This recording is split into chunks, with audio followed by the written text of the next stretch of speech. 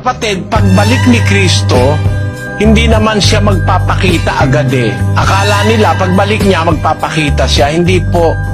Pagbalik niya, meron siyang pagbalik na sinasabi na hindi naman siya pupunta sa lupa. Bababa lang siya sa langit, susunduin niya yung maliligtas. Yun yung rapture na sinasabi ng ibang iglesia. Unang Tesalonica 4:16. Sapagkat ang Panginoon din ang bababang mula sa langit, na may isang sigaw, may tinig ng arkanghel, at may pakakak ng Diyos. At ang nangamatay kay Kristo ay unang mga bubuhay na mag-uli.